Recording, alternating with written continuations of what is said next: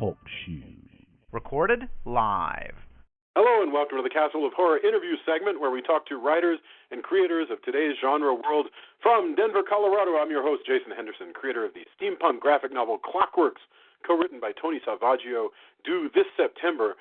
This week, Robert Brockway is a senior editor and columnist for Crack.com. He lives and is talking to us tonight from Portland, Oregon, with his wife, Megan, and their two dogs, detectives Martin Riggs and Roger Murtaugh. His new book is The Empty Ones from Tor. It's a follow-up to the book The Unnoticeables, which make up the two first volumes in the Vicious Circuit, which is the name of the series, from Tor. Welcome, Robert. Hi there. Thanks for having me. Oh, it's so great to talk to you. I've been reading the book. It's a very interesting vision and voice, and so I'm looking forward to getting into it. Okay, so The Empty Ones. The new book is The Empty Ones. It's not out yet. It comes out in about a week. Isn't that right? In August, the end of August. Yeah, August 30th is the release date. I think that's here and the UK. I believe that's simultaneous. All right. So The Empty Ones takes place, speaking of the UK, in two distinct settings. There's the punk scene in London, 1978, and there's also the American Southwest today, more or less, where the main characters are concerned with killing and running from these things called the Faceless Ones. So I'm going to ask you about those periods, but first, our main characters are running from the Faceless Ones. What are the Faceless Ones? The Empty Ones. I mean, that's the title I use from them. They have the Faceless Kids are the Unnoticeables. I know I go into a lot of bizarre nicknames and whatnot back and forth on them. Your nomenclature, so actually, I apologize. All right, so let's get into the Empty Ones. Anyway, go ahead. Yeah, the Empty Ones are creatures. Well, they used to be human that have been hollowed out by what I call angels, which are not angels in the heaven sent sense. They're just kind of angelic seeming in their appearance. They're balls of radiant light that appear, and they find inefficiencies and redundancies in the code that makes up humans, and then they solve them and use that energy for better purposes, just whatever they deem that purpose to be. And that leaves behind these shells with a lot of the humanity stripped out of them, and that becomes the Empty Ones. So they're basically just immortal psychopaths. Yeah. That's what's left of them after all the pieces of the personality are stripped out. I love the idea of angel-like beings being powered by borrowed personality from humans. You open up actually with a scene with one of these Empty Ones who is actually quite famous, and I wanted to where he's being interviewed by Entertainment Weekly, but he's actually a hollow person, and I thought this is interesting because. First of all, it's very reminiscent of a Robert Bloch story that he wrote for Amicus back in the '60s, where all of the people who were the smart set in Hollywood were actually soulless androids who had slowly removed all of their bodies to be replaced with just pure ego essentially. And so there's that, but also it seems to be this commentary of your own on the world of Hollywood and the world of celebrity. Is it, or is that just reading too much into it? It is a little bit, sure. I mean, it's not necessarily, the whole thing isn't meant to just viciously attack Hollywood, but I was living in LA for a good part of when I was conceptualizing this series, and that was new to me. I'm from Portland, Oregon. I had to move down for work, so I was a little bit culture shocked. Yeah. And being kind of not really in the entertainment industry, but in the fringes of it, I saw a lot of Hollywood types. I ended up interacting with them, and it's just such a different type of human being that I was really unsettled by it. And I guess some of this is me trying to deal with that, or say more about that. When you say culture shock, I mean, like, what is it? I mean, I get it. You're a man of letters, right? You write, you edit, that kind of thing. So when you get to Hollywood, what makes you go, I'm disturbed by this? Well, I'll give you like a little example. I mean, it's a bunch of small things that add up, but a little example would be like the billboards they have there. Like billboards out here for, I don't know, used car dealership or like some sort of new hamburger. Down there, they're for like bizarre new types of plastic surgery or how to get out of serious drunk driving murder charges. Like they would have manslaughter, no problem, up on the billboard, or freeze off the fat, and they'll smash it with a hammer or something. I don't know. It's up in the open, and it's just really weird and unsettling. Also, the teeth got me. Since everybody has to have perfect teeth for film, and everybody wants to be in film down there, everybody has these like perfectly aligned, square, shining white teeth, and it starts to get weird after a bit. I remember when Ben Affleck became famous, one of his, some producer on a job he was on said, "Oh, well, the first thing we did was fix his teeth. We fixed his teeth, like he's a horse, like they bought him, and then they had to immediately send him to somebody who could straighten all of his teeth." You have to. I mean, my wife was just applying for jobs down there, like just not showbiz jobs, just a receptionist here or whatever, and they everywhere ask for headshots. You have to bring a headshot Are you serious? to get any job. Yeah. That just strikes me as really strange. I mean, I know this isn't what we're supposed to be focusing on, but that just strikes me as really, really strange. I mean, first of all, because I don't know, you could have perfectly healthy teeth that are nevertheless pretty crooked. I mean, Christopher Lee lived a damn long time, and he had gnarly teeth like most people of that generation. Yeah. It's just so interesting that this is the arms race, that we've decided that we care about this. I don't know. How do people but smoke? that's the kind of thing. That's the kind of thing in Hollywood. That's the culture shock I'm talking about. Is there's just that whole mentality that I never got and understood, and I guess some of it led me to feel a little alienated, like these weren't quite human beings around me, and maybe that leaked over into the book a little bit. So your main character, in fact, is a stunt woman. She's a, or at least she was before the action of the story. But she moved in that universe. But the interesting thing about a character who's a stunt woman is that she's involved in it all, but she's not the star, so she's kind of one step removed. Yeah, I wanted her to be, she's not really comfortable being the center of attention. Part of her character arc is she's kind of led around a little bit, first by her father and then by her best friend, and she just sort of does whatever she falls into, as so many of us do. And so part of her character arc is finally, facing up to that aspect of herself and taking charge of the situation. So that felt... Go ahead. Sorry, I didn't mean to interrupt. Yeah, well, I mean, I was going to say, I found that you introduced her in this book, and I know that there's a previous book, but I had no problem at all following along, even though I hadn't read the first book. You've laid it out to where you can kind of come in here and just keep going without a feeling of like you don't understand what's going on, which is pretty cool because there's an awful lot going on in it. So she is the main character in the modern day in the Southwest after she's fled Hollywood. But your other main character is an American who we find in all the chapters that take place in the 1970s London. So why did you choose to put this basically war between sensitive humans and these supernatural beings in London in 1978? Well, the punk scene in general and kind of the iconic lifespan of the punk scene, well, at least as portrayed by pop culture, is it starts in New York City in the late 70s, fast and loud and fun and games. And then it kind of migrates to the Atlantic, like across the Atlantic into London, into Ireland. And it becomes a little more politicized, becomes a little more serious because they're trying to actually use it to make a change.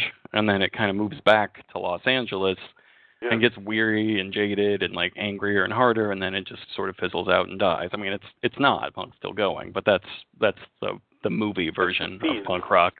Right. Yeah, so that's actually the arc that all of the books, the trilogy follows. It's part of why it's a trilogy. We start out in New York City in 1977, move to London in 1978, and then in LA in the early 80s, following kind of the arc and mood of punk rock as it progresses. That's really interesting. I mean, it's definitely a very specific time. So did you go and like? I mean, first of all, is that something that you were already interested in? Like you already were conversant in the places where the Ramones were playing, or did you just kind of dive into it and learn all about it?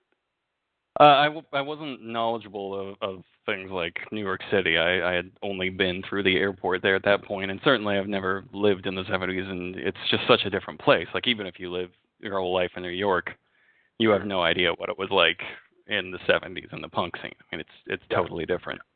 But I was into the punk scene, especially when I was a teenager and drifted away from it. So I'm familiar with the people and the types of characters that are there and their priorities, which is basically just always beer. And So what's the deal? What's the deal with the punks? Here's something I'm really confused about. Like I was in college in the 90s, right? So when I think about these young people in the 70s, the late 70s, and so they're like the age I was when I was in college. But he's talking about they're just like pure nihilism, the need to, like, they're bashing their own teeth out, they're like hitting one another over the head with bottles, they're getting into all these violent encounters, they're flipping everybody off. What is going on? I mean, like, why would you want to bash out your teeth? I like, what is being expressed in that universe? well, part of that is a little more. That's a little more of the London punk scene. New York punk scene was at least at the start a bit less self-destructive and a bit more. I don't know. I mean, still plenty of drugs and sex and rock and roll and nihilism was there, but it was a little less violent at least. But it became very combative, became very warlike in the England punk scene, because again there was sort of a sense that you're part of this culture whose job it is to change things. Like the Sex Pistols being England's version of the Ramones, they didn't write, Blitzkrieg Bop. They wrote God Save the Queen and stuff like that. They attacked the government, the establishment, like how things were. It was a little more driven. So I guess the violence and the brutality comes from that. Well, I can imagine, that kind of violence being an expression of hopelessness, in theory, and I get that. But anyway, you convey it really well. I mean, you really believe that you've been transported to this world that is very hostile and very scary, and it's not some Mad Max alternative, down underville.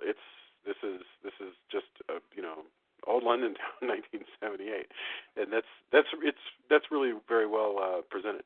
So you also you're still a senior editor at Cracked, and I've been amazed about the growth of Cracked and what's happened. Like, if you had told me a couple of years ago, what's going to happen is that they're going to take the title of that old defunct magazine from the 70s, and they're actually going to make a comedy website out of it that people will actually go to, I would have bet against that. I mean, that sounds like something that could very easily bomb, but it went really, really well. I mean, to what do you attribute that success? Well, it did bomb. It bombed pretty bad in magazine form, certainly. Well, the magazine. Oh, in magazine form, yes. But I mean on the web. And then they tried to relaunch it as a men's magazine, like a Maxim clone. Not many people know about that, and that bombed too. So eventually, they just straight up sold the title to whoever would buy it. They bought it and basically just the title. They didn't bring any staff, anything over, and then hired us to sort of. Well, not us. I came on a few months after all of this happened, but they hired staff to just sort of pump out search engine articles. They wanted it to be more like eHow searches, like they just whatever hot term is on the web now, right? Like a few sentences about it, and then that'll do it. And then they handed it over and just kind of stopped paying attention. And once they stopped paying attention, we started actually researching and writing articles because we wanted to, and it was fun and it was doing better. And so by the time they started paying attention to us again, we had already become at least the start of this thing, had a fairly large, loyal audience, and that kind of blew their minds. And they were like, "What? How are you doing this? We just wanted to exploit search engine terms." So wow. I think it was all accidental, if you're asking how we did it. It's good content. I mean, it's really, one thing I count Cracked among those that I really like to just sort of surf to, like Salon and Slate, places that have good content that's kind of fun to click around. I mean, it's, you'll do these wonderful lists that are usually pretty well researched, and it has a voice it's distinct from, other than the logo itself, it has literally no shared identity whatsoever with the old magazine. But nope, zip, no staff, no copy machines, no buildings, no folders, nothing. Were you aware of the old magazine at all? Oh yeah. I mean, everybody bought Cracked if they were out of Mad. Yeah, exactly. Although I got to say, the Cracked Monster Party thing, which ran like about once a year, that was a blast. That was really good. Because I didn't really, you said it exactly. They didn't have Mad, you would get Cracked, but usually they didn't have Mad. So the only time I ever got Cracked usually was when they were doing horror movie stuff. And, yeah, they had a winning moment here and there. I won't badmouth them too much. No, but that's the old magazine. You said yourself the web version went through several iterations. Anyway, that's been a huge shock, and I think that's really cool. So how often do you actually put up content that you have to write yourself?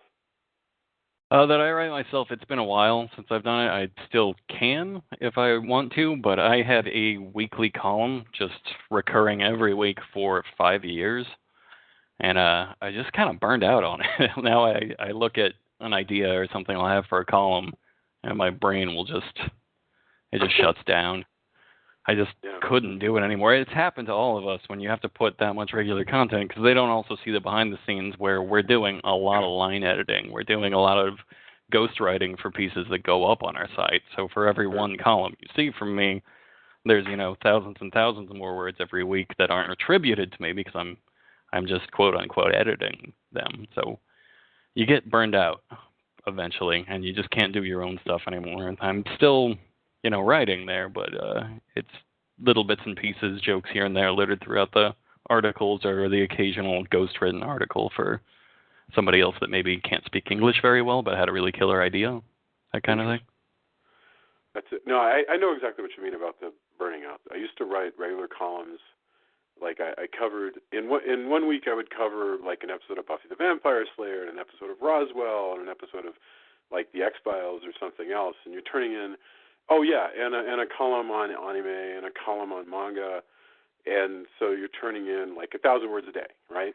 Which shouldn't kill anybody. Okay, Roger Ebert did this until he died, and yet you're right. After a while, you're like, fuck, I'm tired of listening to myself.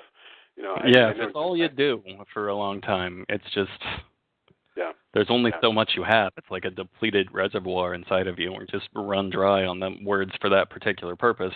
If I had been able to, if I just ran like the column and didn't have to do edits, and then also started writing books like this, I probably could have balanced made the transition to books. And when you're writing now, like working on an novel, are you working on a novel right now, or have you already finished the third one in this series? I've actually finished the third one, and we've done a lot of the editing on it. It's in the hands of the publisher, and it's also out next year about the same time, 2017, late summer. Wow, very cool. I believe it's called, our tentative title is Kill All Angels. That might change, but that's what we're going with. That's cool. That's a very sort of kaiju kind of title. That's pretty neat. So are you working on a new one already, or are you just laying low, or what's up now? I'm working on like some stuff with a pen name, a very strange little anthology thing that I kind of didn't want to get a lot of attention yet until it's done, and it's a long ways from done. That's your editing, or you're writing the anthology yourself? That I'm writing. I'm writing it. It's under a pen name. It's kind of a... But it's multiple stories. Yeah, pseudo Lovecraftian World War Z anthology of something that happens, and it's. I guess I'm pen naming it because I'm not sure if it's finally going to be any good when it's all done. So we'll see. We'll see how it turns out. Understood.